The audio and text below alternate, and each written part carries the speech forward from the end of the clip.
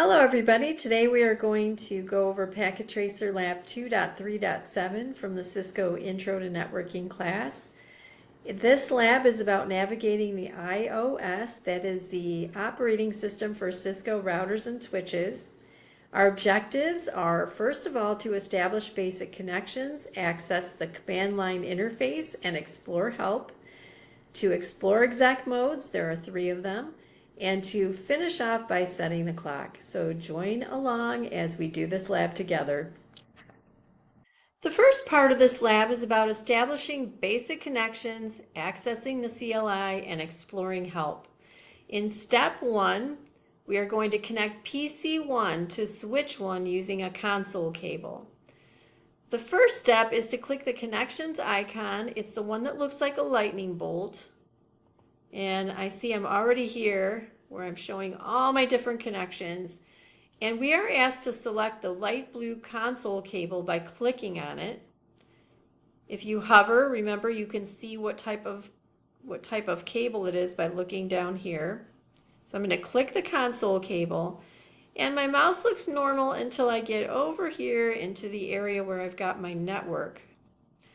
So it looks like a connector now. So I'm going to click PC1. I'm on part C. And the connections that are available are shown here. I want to connect to the RS-232 connection. That's what console cables typically use. So I'm going to click on that choice. And now you can see I've got this wire that I can connect to switch 1. So now I'm going to click on switch 1. You can see that if you hover over switch 1, it shows you more details. But I'm going to click on switch 1. These are all of the ports that I can connect to on switch 1. This is a console cable, so I need to connect to the console port. So in part E of step 1, it says select the console port to complete the connection. So I'm just going to left click on the console port. Now you can see that these two are connected. All right, part 2. Establish a terminal session with switch 1.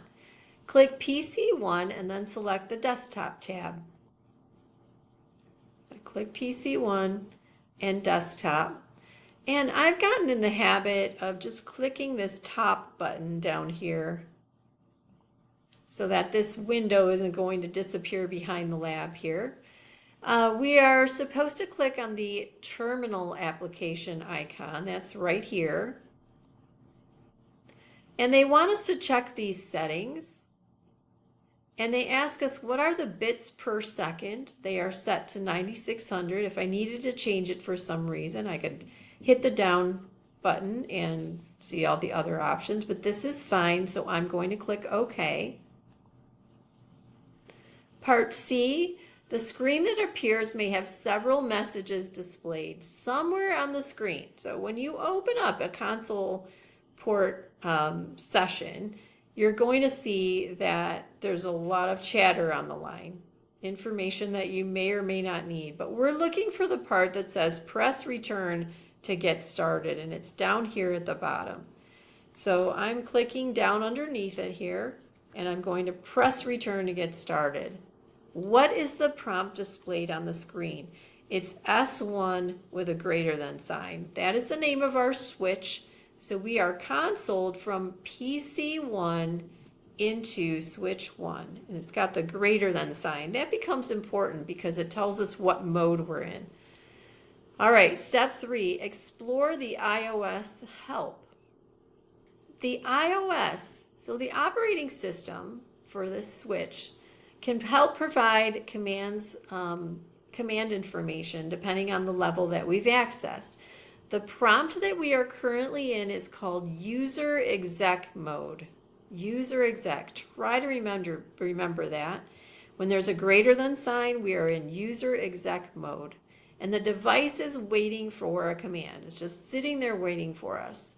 The most basic form of help is to type a question mark. So I'm clicking right here, left clicking there, and I've got a flashing little symbol. And I'm going to type a question mark. It's going to be really fast. And it lists, here's my question mark. It lists all the commands that I have in user exec mode. There aren't that many, and there's a little explanation for each one of them. Now, what if I type, oh, they're asking a question, which command begins with a C? There it is, the connect command. At the prompt, type a T. So I'm going to click down here, left click again, and I'm going to type the letter T and then a question mark. And notice how it just lists the commands that started with a T. They're the last three that are listed here. The next question says, what if I type a TE and then a question mark? What'll happen? TE question mark. It lists just the commands that started with TE. So you can answer those questions. All right, part 2, explore exec modes. Now we're going to switch from user exec mode into a different mode called privileged exec mode. At the prompt, type the question mark. And I want you to notice this command here called enable. Turn on privileged commands. That is going to get us into privileged exec mode. So let's go ahead and we'll try this first. Let's type in EN. Notice this is the only command that starts with EN in the list. So if I type EN and then hit the tab button, look what it does for me. It finishes that word for me. So if you don't like typing, then you can just type a couple of letters and hit the tab button, and it will go ahead and complete the command for you. All right, we're going to enter the enable command and press enter. So there's enable, and I'm going to click enter, and I want you to notice what happened. In part C, it says, how does the prompt change? We went from a greater than sign to a hashtag or numeral sign, depending on how you think of that. That indicates to us that we are now in privileged exec mode. We've turned on these privileged commands, okay? So we're in a different mode. At the prompt, we're going to type a question mark and see which commands are available to us here. Notice it's got a more message down here. Hit the space bar and you'll get the whole list. So here are all the commands that are available to me, more than there were with the last mode that we were in. So privileged exec has more commands than user exec mode. How many commands start with the letter C? Look at all of them here. We've got 5 commands that start with the letter C. Okay, let's move on to step 2. Enter global configuration mode. So here's another mode that we're going to go into. When in privileged exec mode, one of the commands starts with the letter C. It's configure. So let's type configure and see what happens. I type configure and hit enter, and it's asking me a question. Configure from terminal, memory, or network. Right now, the default is terminal. It's showing me that by the brackets there. So that's the one that I want. So I'm going to hit enter, and look what happened. I'm now in a different mode. See how the prompt looks different here? I'm still in switch 1, but now this word config is there, and then the hashtag. This is another mode. We're not going to really use it quite yet, but these are the 3 main modes that we have when we're working with a Cisco product, with a switch or with a router. We have user exec mode. That looks like this one right here. We have privilege exec mode, which looks like this right here. And then we have config mode, which looks like that. Okay. We want to exit out of this mode right now. We're going to go back one mode. When you type the word exit and enter, it's going to take us back one mode. Now, I want you to see what happened here. Look how I have no prompt. That happens sometimes when you're working in a switch or a router. Sometimes there's some chatter on the line. It's just giving some information about what's going on. If you want to get back to a prompt again, you can just hit enter and it'll reappear for you. So don't worry about that. Okay, now we're going to work on learning how to set the clock using the clock command. So use the clock command to further explore help. And we're going to start off by typing the command show clock and hitting enter. So right now it thinks this is the time with even a decimal, and it thinks it is Monday, March 1st of 1993. Okay, so let's see if we can change that to something else. Let's start off with this. Let's try and type the word clock and hit enter.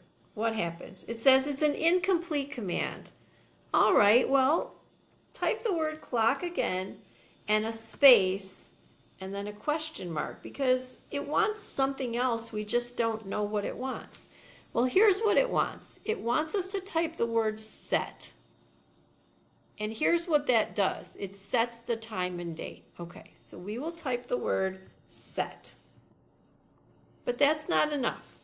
Let's go ahead and hit the space bar and another question mark. What else does it want from us? It wants hours, minutes, and seconds for the current time. So it wants us to type it in that format. Well, in the instructions here, it says that it wants us to go ahead and enter a time of 3 p.m. by using the 24-hour format. So that would make it 1500 is how we say it. So let's go ahead and put the time in with 15:00:00. But that's not the end. So type a space and another question mark so we can see what comes next. Next, it wants the day of the month. Well, it tells us here in the instructions that they want us to attempt to set the date to 1/31/2035. Okay, let's see if we can do that. So clock set, we've got the time, and we want the day of the month next. So they want it to be the 31st. So 31, and then I'm going to hit a space and a question mark and see what it wants next from me. Now it wants the month. But let me just give you a little warning. You can see that up here, it showed the month with 3 letters. See, March is with 3 letters. So for January, we want to type in capital Jan. And then I'm going to type a space and a question mark again. And now it wants the year. We get to have a year somewhere between 1993 and 2035.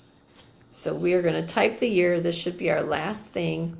In the instructions, they asked for us to set it at 2035, and we hit enter. Okay, it worked because we didn't get any error messages or anything. But let's check it. We're going to check it by doing one final thing, show clock. Let's see if it worked. Show clock, and then hit enter. And how does it look? I've got the right time. It's continuing to count the seconds and the minutes. And then I've got the date that was asked for in the instructions. Okay, the last part here is about exploring additional commands. You can go ahead and do this on your own and see what kind of information you can get. And that is the end of the lab. So I will see you in the next one.